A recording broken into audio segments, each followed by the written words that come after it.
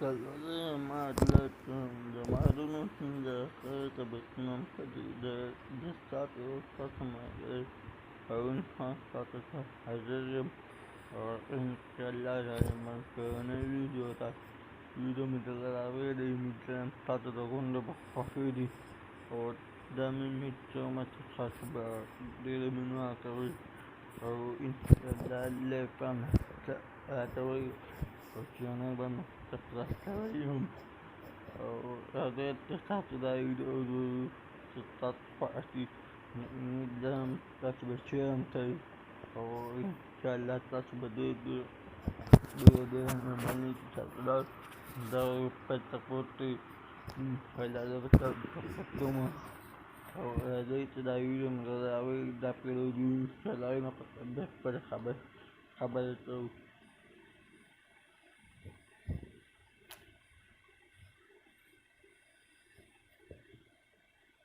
अस्सलाम वालेकुम फ्रेंड्स, मैं हूं बिलाल और आपको अबाबिल यूट्यूब चैनल पर वेलकम करता हूं। गाइस, आज की इस वीडियो में हम दुनिया के मोस्ट इम्पोर्टेंट आबी रास्ते या स्ट्रेट की बात करेंगे। ये अब नए या स्ट्रेट बहुत बड़े ट्रेडिंग रूट भी हैं और स्ट्रेटेजिक लिहाज से इतने ज़्यादा इम्पोर्टेंट हैं कि मुस्तकबिल की जंगों में इन रास्तों का बहुत अहम रोल होता है और माजी की जंगों में भी ये रास्ते बहुत अहमियत के हामिल रहे हैं। सो स्टार्ट करते हैं।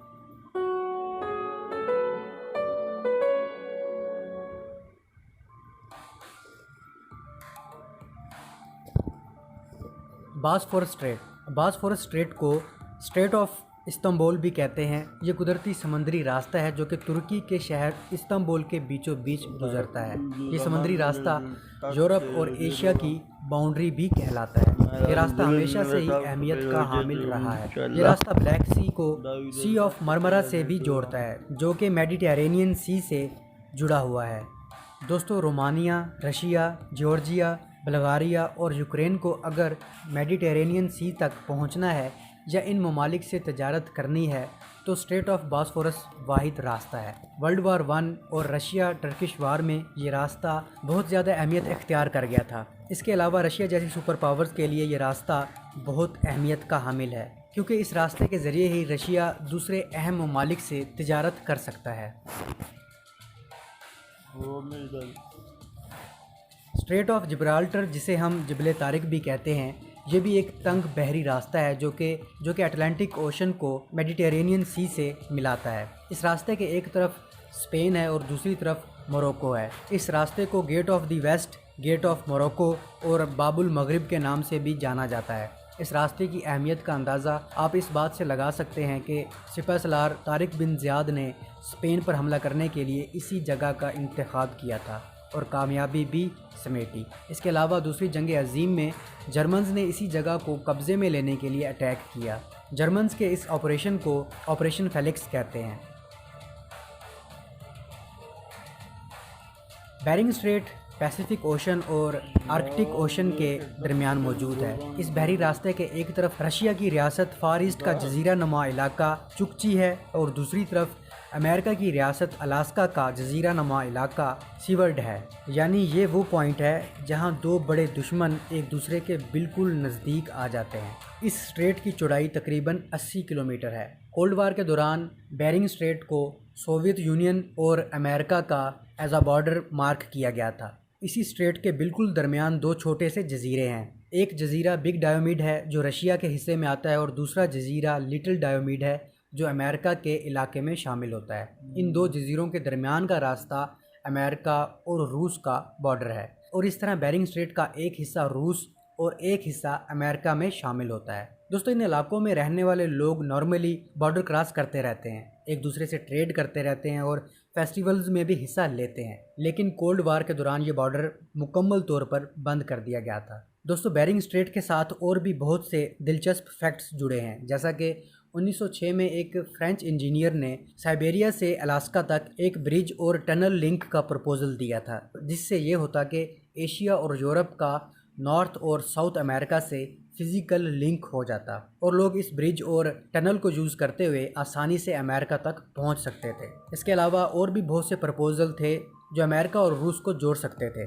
यहाँ तक कि अंडरग्राउंड रेलवे लाइन प्रोजेक्ट भी था, लेकिन ये सब प्रपोजल और मंसूबे आपसी क्लैश की वजह से कागज़ों तक ही महदूद रहे। इसके अलावा 1956 में सोवियत यूनियन ने अमेरिका को प्रपोजल दिया था कि आर्कटिक ओशन को गर्म किया जाए और यहाँ की आइस कैप पिघलाई जाए, और इस मकसद के लिए पीटर बोरिसोव ने एक 90 किलोमीटर पर मुश्तमिल डैम डिज़ाइन किया जो कि इसी बेरिंग स्ट्रेट पर बनाया जाना था, ताकि ठंडे पैसिफिक ओशन का पानी आर्कटिक ओशन में दाखिल ना हो सके और आर्कटिक ओशन का कोल्ड सरफेस वाटर पंपिंग के ज़रिए पैसिफिक ओशन में डाला जाए, और दूसरी तरफ अटलांटिक ओशन का गर्म पानी आर्कटिक ओशन में इंट्रोड्यूस करवाया जाए। ताहम अमेरिका ने इस आइडिया की बहुत सी वजूहात की वजह से मुखालफत की, और ये आइडिया सिर्फ आइडिया ही रहा।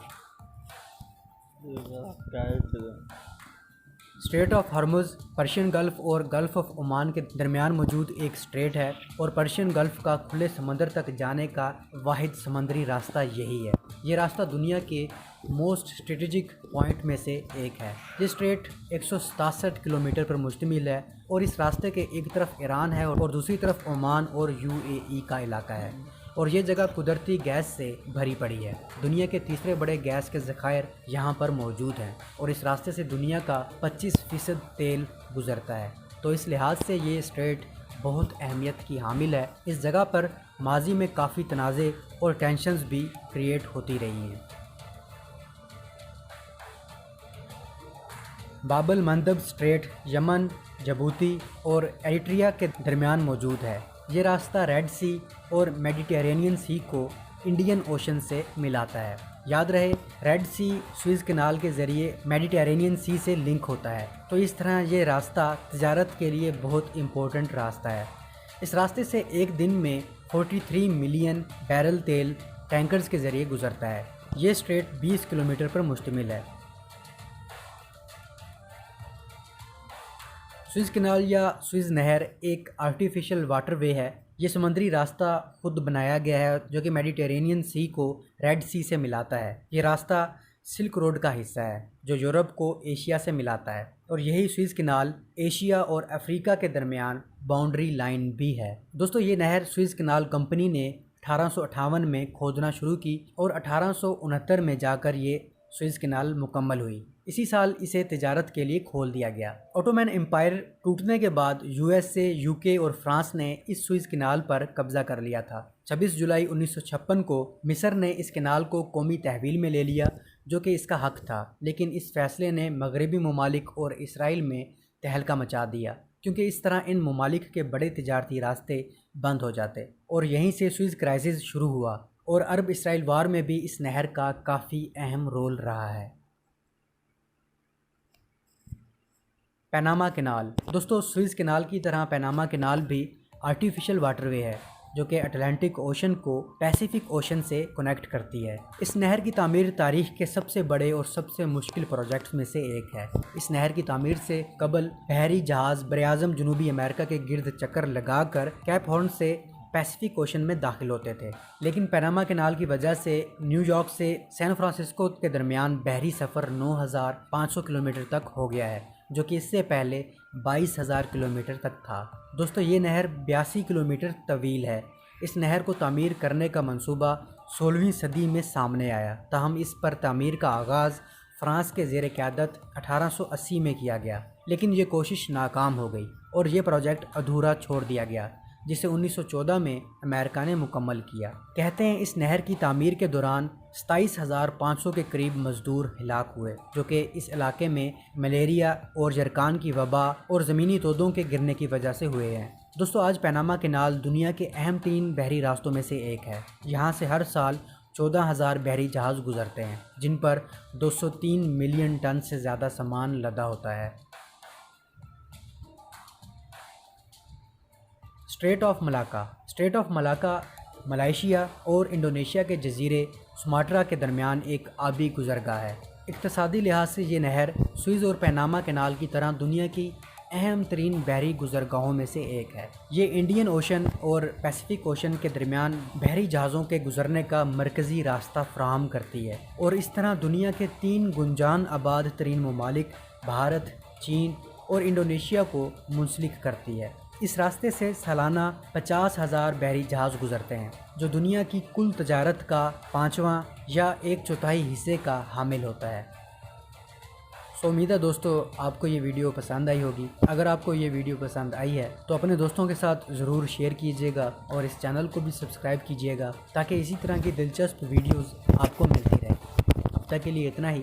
अपनी दुआओं में याद रखिएगा। अल्लाह हाफ़िज़।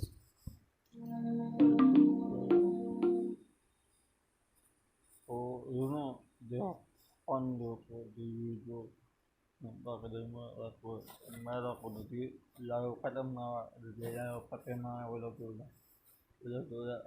hatta yung bila sa video imilian tatlo pakti o di lagot video ada tuat ke dala pa man dawat me tata ya bang tatam o letak ang kawa